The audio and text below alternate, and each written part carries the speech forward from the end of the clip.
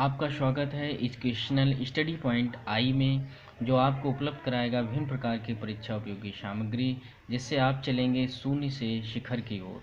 आइए चलते हैं हम आपके साथ लक्ष्य प्राप्ति की ओर।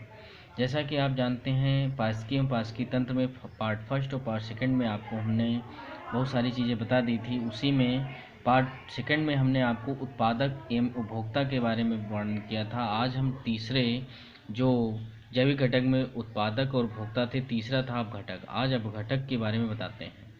अपघटक की बात करें तो अपघटक का मतलब होता है डिकम्पोजर, जैसे ऐसे सूक्ष्म जीव जो उत्पादकों एवं उपभोक्ताओं के मृत शरीर को सरल कार्बनिक पदार्थ में बदल देते हैं, उन्हें अपघटक कहते हैं। जैसे जीवाणु और कवक।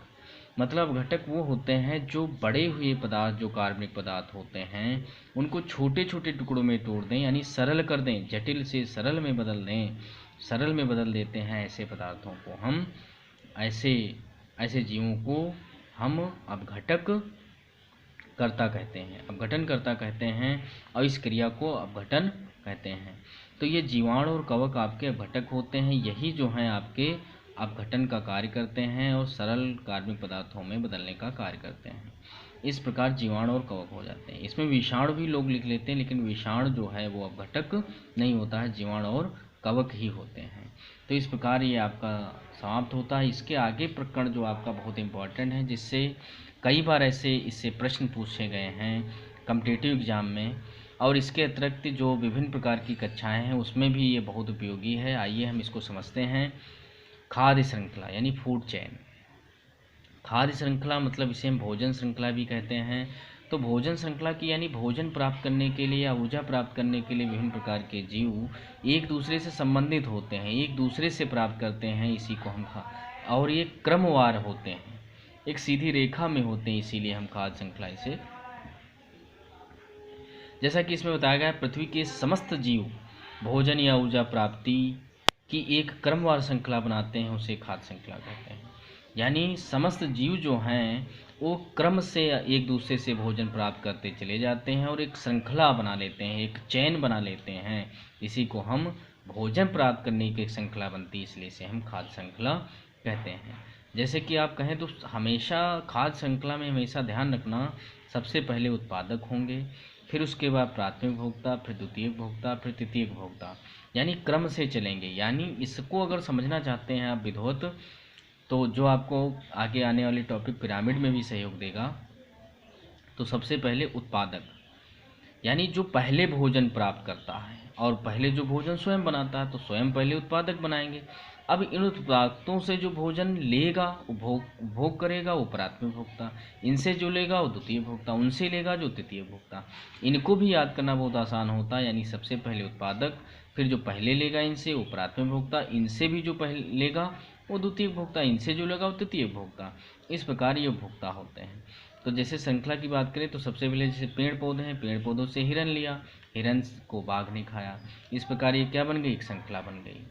इसी प्रकार घास का मैदान, टिड्डी, मेढक, सरप, चील, ये क्या हैं, ये सब एक श्रृंखला बनाते हैं। जैसे घास का मैदान, मिट्टी, टिड्डी है, घास के मैदान में घास को टिड्डी ने खाया, टिड्डी को मेढक ने खाया, मेढक को सर्प ने खाया, सर्प को चील ने खाया।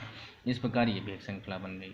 इसी प्रकार जलीय पौधों की बात करें तो छोटी छोटी मछलियाँ होती, छोटी मछलियों के बाद कुछ बड़ी मछलियाँ होती हैं, जैसे भंगुर है, रोहू है, ये छोटी छोटी मछलियों को खाते हैं। बड़ी मछली का है तात्पर्य ये शार्क या व्हेल से नहीं है, छोटी मछलियाँ जो तालाब में पाई जाती हैं उनकी हम बात कर रहे हैं। जब इतना कंप्लीट हो जाएगा फिर खाद्य जाल आता है। खाद्य जाल जो होता है, ये जाल से क्लियर हो रहा, खाद्य माने भोजन और जाल माने जाल। जाल आप जानते हैं, नेट माने जाल होता, वही वेब। तो इस प्रकार देखा जाए, कई जब खाद्य श्रृंखलाएँ, जैसे कई श्रृंखलाएँ आपस में उलझ जाएं और ये इनको खाने लगे, ये उनको खाने लगे, इस प्रकार आपस में जब उलझ जाती हैं, इसी को हम जाल कहते हैं। लिखा है, जब कई खाद्य श्रृंखलाएँ भोजन प्राप्त के लिए एक दूसरे से उलझ जाती हैं और एक जाल रूपी संरचना बनाती हैं, जिसे खाद्य जाल कहते हैं।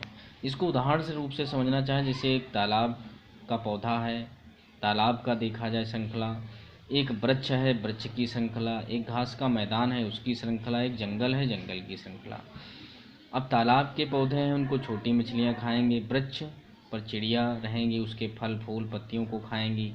घास के मैदान में टिड्डी है, चूहा भी आ जाते हैं, और जंगल में देखा जाए तो हिरन रहता है। अब टिड्डी को आपको श्रृंखला में देखा जाए तो टिड्डी को खाने वाला मेढक है, टिड्डी को खाने वाला मेढक है, और मेढक को खाने वाला सर्प, सर्प को खाने वाला मोर। और चिड़िया की बात की जाए तो चिड़िया व चिड़िया के बच्चे जो होते हैं वो सर्प खा जाता है, मोर। तो यहाँ पर सर्प देखा जाए मेढक को भी खा रहा है, सर्प देखा जाए चिड़िया को भी खा रहा है, सर्प देखा जाए टिड्डी को भी खा रहा है। इसी प्रकार चील देखा जाए, चील टिड्डी को भी खा रही है, चील मेढक को भी खा रहा है, चील चूहा को भी खा रहा है, चील चिड़िया को भी खा रहा है, चील सर्प को भी खा रहा है। इस प्रकार देखा जाए, शेर की बात करें तो हिरन को भी खा रहा है, चूहे को भी खा रहा है, छोटी मछलियाँ बड़ी मछली की और छोटी मछलियों को बगुला भी खा रहा, बगुला को चील भी खा रहा। इस प्रकार देखा जाए ये सारी जो श्रृंखलाएं आपस में उलझ गई, एक सीधी रेखा में ना चलकर इधर उधर जा रही, इसी को हम खाद्य जाल कहते हैं। तो इस प्रकार ये खाद्य जाल हो जाता है।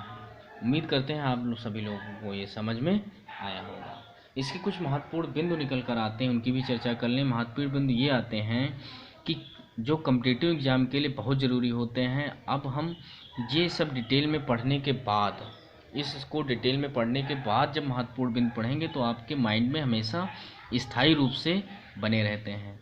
जैसे लिखा, कवक और जीवाणु अपघटनकर्ता कहलाते हैं या अपघटक कहलाते हैं। क्यों? क्योंकि यही जो हैं जो पेड़ पौधे या जंतु हैं उनके मृत शरीर को अपघटित करने का या सरल कार्बनिक पदार्थों में बदलने का कार्य करते हैं। खाद्य श्रृंखला एक सीधी रेखा में चलती है, एक सीधी रेखा में चलती है, अभी हमने आपको स्पष्ट किया था। और खाद्य जाल एक सीधी रेखा में नहीं चलता है, क्योंकि एक जाल रूपी संरचना एक दूसरे से कई श्रृंखलाएं जुड़ी होती हैं।